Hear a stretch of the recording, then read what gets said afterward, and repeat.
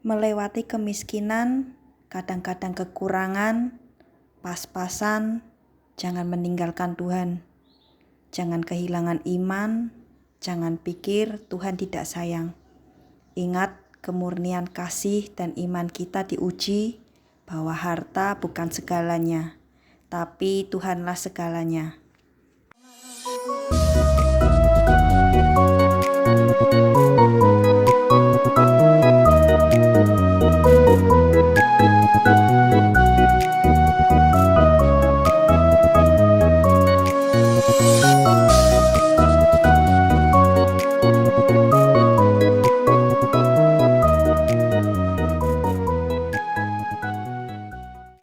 Hidup kita ini gak selalu seperti yang kita inginkan. Aku ambil contoh dari sudut pandang orang-orang yang tidak merasa kaya. Yang gak kaya itu bingung lihat orang yang kaya banget. Tahu gak perasaan mereka gimana? Kok bisa ya ada orang yang kaya meleleh? Dari mana ya duit segitu banyaknya? Gimana bikinnya? Kadang-kadang orang yang gak kaya banget lihat orang kaya itu frustasi. Tahu gak? Gimana sih cari duit sebanyak itu? Mungkin ada yang gak kerja keras, tapi kaya banget dan gak pernah miskin. Lalu mereka berpikir, enak banget. Jadi orang kaya bisa beli apa aja, bisa kemana aja, bisa beli mobil kayak beli kacang, tunai lagi. Lah orang yang gak kaya, beli mobil sudah kredit 5 tahun, lama lagi. Orang kaya dan gak kaya itu dari zaman sekolah udah kelihatan. Udah beda sekolahnya, betul gak? Udah beda antar jemputnya, penampilannya juga beda. Terus kalau ditanya tinggal di mana, beda daerah itu udah beda, apalagi ukurannya. Orang tuh kalau punya uang banyak pasti dihormati di mana-mana. Selalu dapat privilege. Aku kasih contoh lagi waktu kita masuk pesawat terbang. Kita orang yang cuma bisa beli tiket ekonomi, itu pun sudah dibandingin harga kesana kesini. Dan orang yang beli bisnis kelas, dia sudah gak mikirin, udah gak ambil pusing lagi. Kita lihat, enak banget kursinya. Dan waktu kita masuk pesawat terbang, pasti bisnis kelas dulu yang kita lewati. Kenapa enggak pintunya di ekonomi aja ya?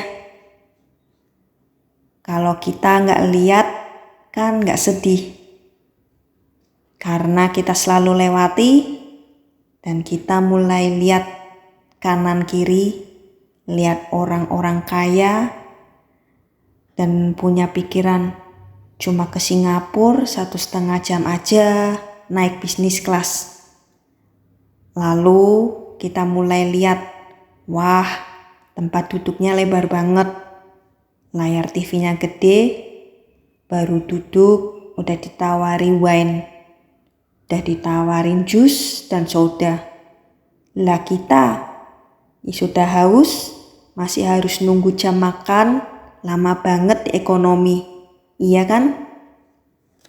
Ada orang-orang yang hidupnya mengandalkan kasih karunia, gaji tetap bulanan. Kalau sudah tanggal tua, udah mesti ikat pinggang, bener gak? Tapi masalahnya, tagihan sudah mulai datang. Kadang-kadang kita mikir gimana caranya berhenti miskin. Gimana caranya bisa jadi kaya. Katanya, kunci orang kaya itu harus kerja keras. Lah kuli bangunan itu kerja lebih keras. Dan katanya lagi mesti bangun pagi. Yang bikin jalan tol aja udah bangun pagi tapi gak kaya-kaya. yang jarang ngantor dan bangun siang malah kaya. Aku tahu jadi orang miskin itu ndak enak. Aku juga pernah baca di Instagram ada orang berkata, hidup adalah ujiannya mau kaya atau miskin. Jadi kalau bisa milih, kaya aja. Masalahnya kalau nggak kaya, itu bukan berarti Tuhan nggak cinta loh. Aku pingin yang ngerasa pas-pasan, yang merasa hidupnya udah kerja keras, nggak kaya-kaya, bangun pagi dan semuanya deh. Tapi kok nggak lebih-lebih gitu ya, ngepas aja. Aku cuma ingin ngasih tahu bahwa kalau kenyataan di hidup kita, salib kita adalah kemiskinan. Tidak kaya bukan berarti Tuhan tidak cinta. Yesus sendiri dalam hidupnya tidak pernah mencari kekayaan dunia loh. Dan ada 3 buktinya. Yang pertama, Yesus tidak membangun istana di dunia. Matius 8 ayat 20. Yesus berkata kepadanya, serigala mempunyai liang dan burung mempunyai sarang, tetapi anak manusia tidak mempunyai tempat untuk meletakkan kepalanya. Yang kedua, Yesus itu bukan orang yang berlimpah harta. Sehingga waktu harus membayar pajak, Yesus meminta Petrus membuka mulut ikan. Matius 17 ayat 27. Tetapi supaya jangan kita menjadi batu sandungan bagi mereka, pergilah memancing ke danau. Dan ikan pertama yang kau pancing, tangkaplah dan bukalah mulutnya. Maka engkau akan menemukan mata uang 4 dirham di dalamnya. Ambillah itu dan bayarkanlah kepada mereka, bagiku dan bagimu juga. Yesus tidak mencari murid yang kaya. Markus 10, perikopnya berkata, orang kaya sukar masuk kerajaan Allah. Ayat 21, tetapi Yesus memandang dia dan menaruh kasih kepadanya lalu berkata kepadanya, hanya satu lagi kekuranganmu. Pergilah, jualah apa yang kau miliki dan berikanlah itu kepada orang-orang miskin. Maka engkau akan beroleh harta di surga. Kemudian datanglah kemari dan ikutlah aku. Ayat yang kedua, mendengar perkataan itu, ia menjadi kecewa, lalu pergi dengan sedih sebab banyak hartanya. Dan ayat yang ke-23, lalu Yesus memandang murid-muridnya di sekelilingnya dan berkata kepada mereka, alangkah sukarnya orang yang beruang masuk dalam kerajaan Allah. Meskipun hidup kita tidak berjalan yang kita ingini, kita harus percaya bahwa rancangan Tuhan dalam hidup kita itu pasti, yaitu masa depan yang penuh harapan dan rancangan damai sejahtera. Seperti yang tertulis di Yeremia 29 ayat 11. Sebab aku ini mengetahui rancangan-rancangan yang ada padaku mengenai kamu. Demikianlah firman Tuhan, yaitu rancangan damai sejahtera dan bukan rancangan kecelakaan untuk memberikan kepadamu hari depan yang penuh harapan. Aku kasih contoh di hidup aku. Aku dan suamiku tuh tidak kaya raya. Apakah kami kaya? Kami tidak miskin, tapi kami menikmati kelimpahan. Banyak hal yang kami tidak perlu uang untuk melakukan itu. Tapi Tuhan selalu memberikan kasih karunia-Nya. Tuhan itu sangat peduli sama kita. Jadi waktu aku baru pindahan rumah, kami belum punya apa-apa saat itu. Dan kami perlu banyak sekali, tapi kami baru bisa melengkapinya sebagian saja. Tapi puji Tuhan, seorang teman memberikan kami rice cooker, kompor, dan dispenser. Tuhan tuh baik banget sih. Baru mikir kita mau beli barang tersebut, tapi sudah dikasih orang. Ajaib kan? Kalau kita mau bangkit dari salib kemiskinan, aku mau bilang gini. Kaya atau miskin bukan jumlah harta kita yang kita punya, tapi sikap hati kita. Kita harus merubah cara pikir kita dan mindset kita. Aku mau katakan ini buat yang merasa tidak kaya. Yang pertama, lahir miskin itu bukan pilihan, tapi mati miskin itu keputusan. Pertanyaan aku, ukuran miskin itu apa? Tidak punya pekerjaan, tidak punya rumah, tidak bisa sekolah. Kalau kita bisa memenuhi kebutuhan pokok keluarga kita, itu kita tuh sebenarnya gak miskin. Tapi orang-orang mengukur kemiskinan di bawah itu. Maksudnya gini, kalau kita tidak bisa beli mobil, kita miskin. Kalau kita gak punya rumah, kita miskin. Kalau bisa ngontrak pun, kita gak miskin. Ngerti maksudku?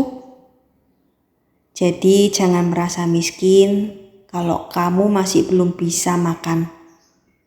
Bukan urusan makan apa ya, pokoknya masih bisa makan, itu kamu tidak miskin. Masih bisa sekolahin anak-anak, bisa punya pakaian, biarpun cuma 3, kamu itu tidak miskin. Alasan kenapa orang tinggal dalam kemiskinan, ini nih penting, ada 3 hal. Yang pertama, orang miskin bukan karena tidak punya ladang, tapi karena malas. Orang yang malas sangat susah untuk berubah. Amsal 24 ayat 30-34. Aku melalui ladang seorang pemalas dan kebun anggur orang yang tidak berakal budi. Lihatlah semua itu ditumbuhi onak. Tanahnya tertutup dengan jeruju dan temboknya sudah roboh. Aku memandangnya, aku memperhatikannya, aku melihatnya dan menarik suatu pelajaran.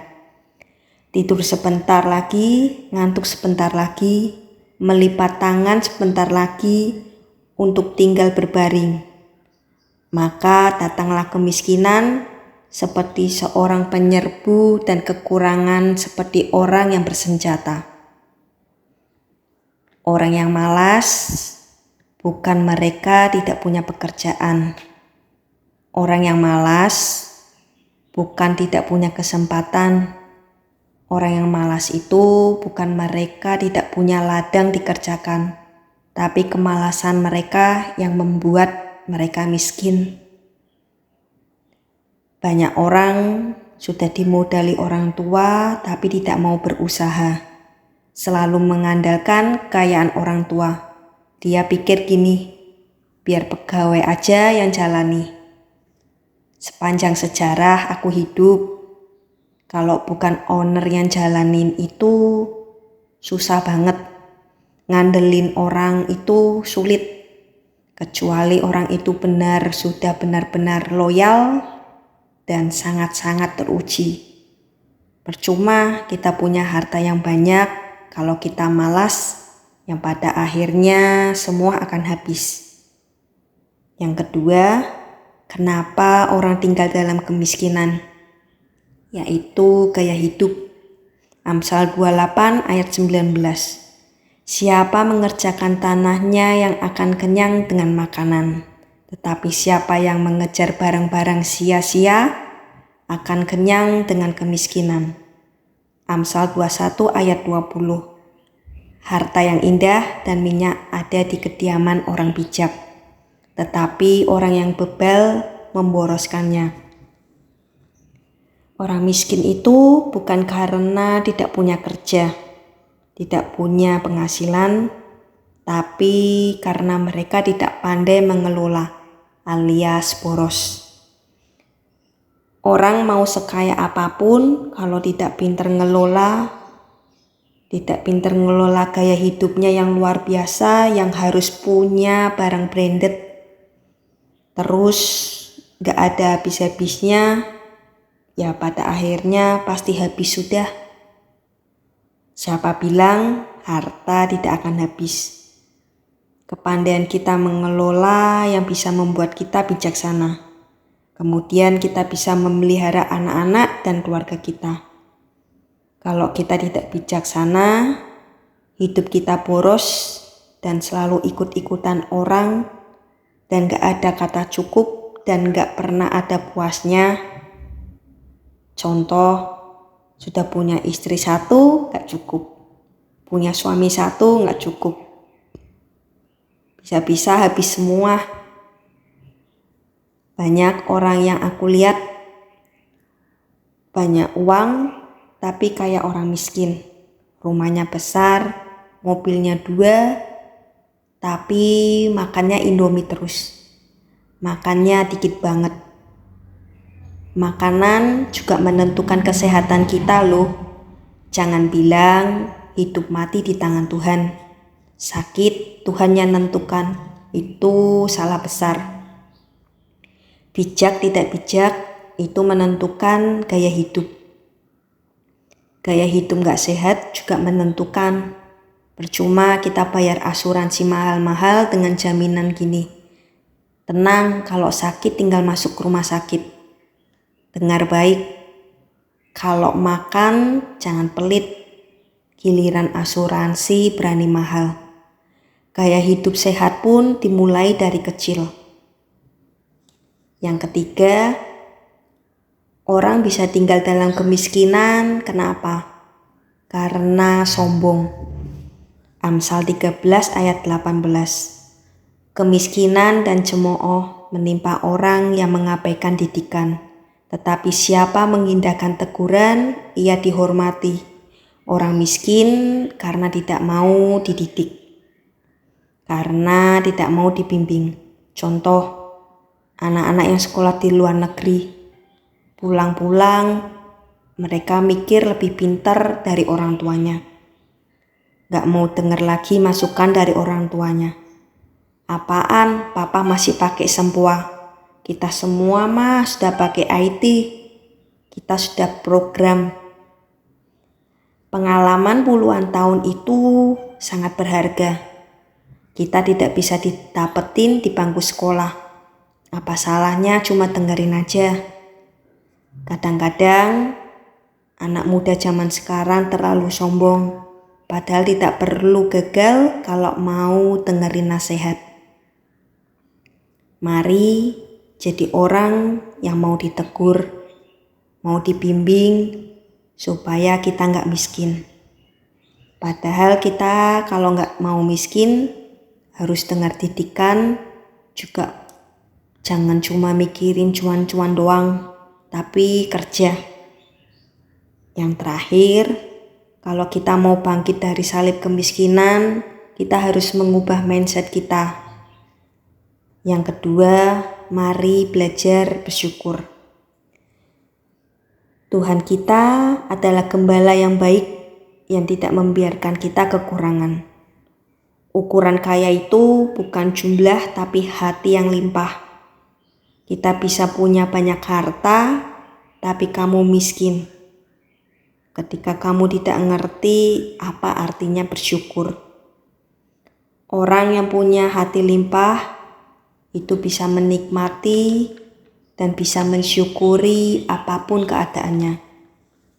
Di Filipi 4 ayat 12-13. Aku tahu apa itu kekurangan. Dan aku tahu apa itu kelimpahan.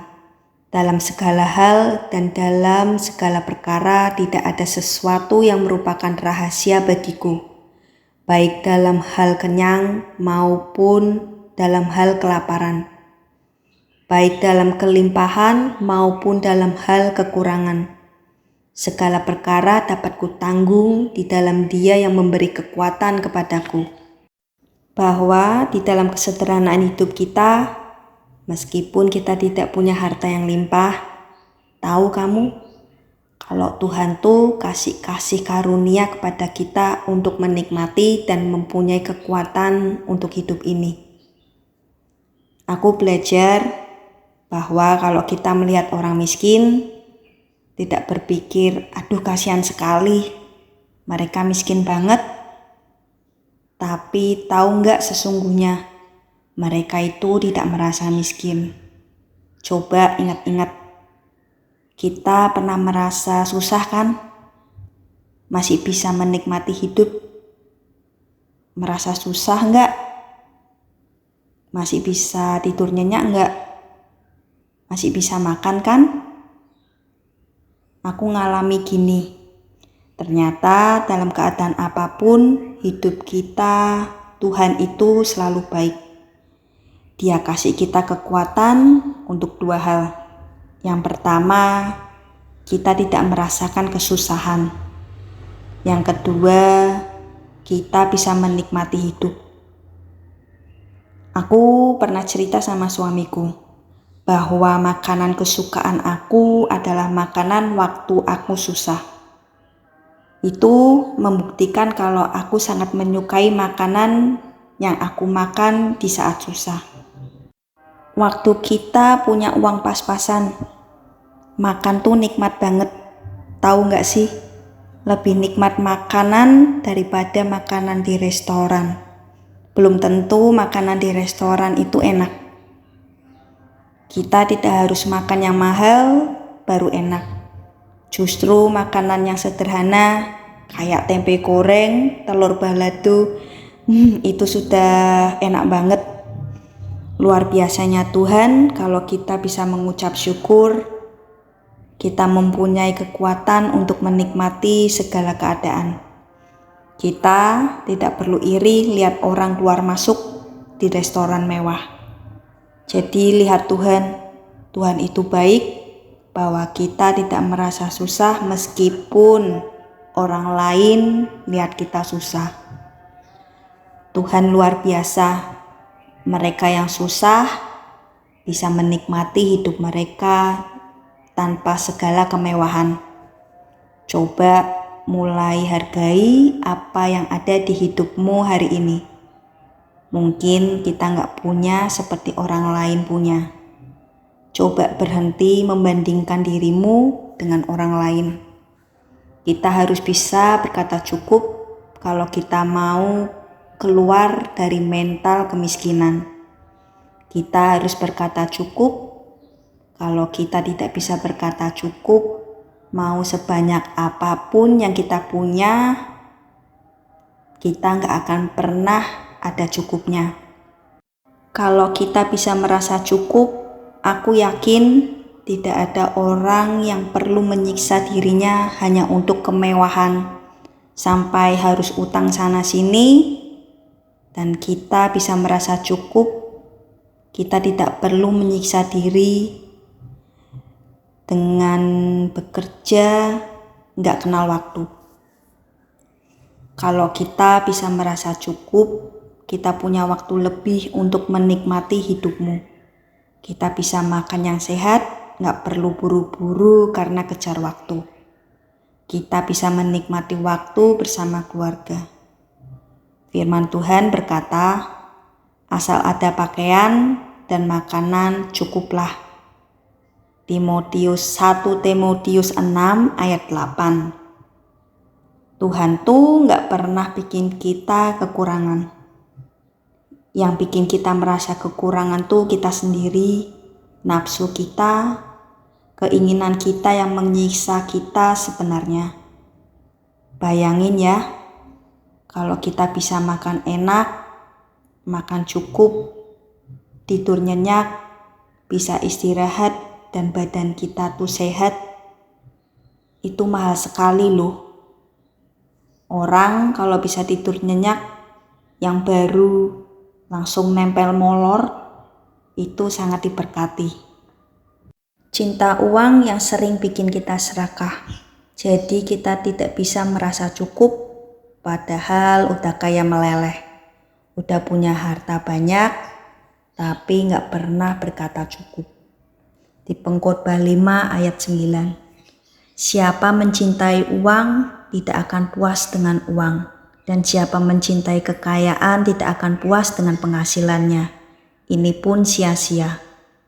Ayat yang ke-18, setiap orang yang dikaruniai Allah, kekayaan dan harta benda dan kuasa untuk menikmatinya, untuk menerima bahagianya, dan untuk bersukacita dalam jeripayahnya, juga itu pun karunia Allah.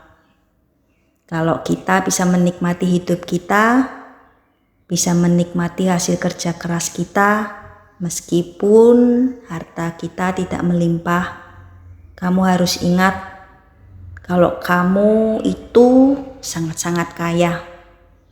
Melewati kemiskinan, mungkin kadang-kadang kekurangan. Pas-pasan, tapi ingat jangan ninggalin Tuhan. Jangan kehilangan iman, jangan pikir kalau Tuhan itu tidak sayang. Ingat, kemurnian kasih dan iman kita diuji bahwa harta bukan segalanya, tapi Tuhanlah segalanya. Jadilah hamba yang setia, cintai Dia bukan karena harta, cintai Dia karena Dia mengasihi kita.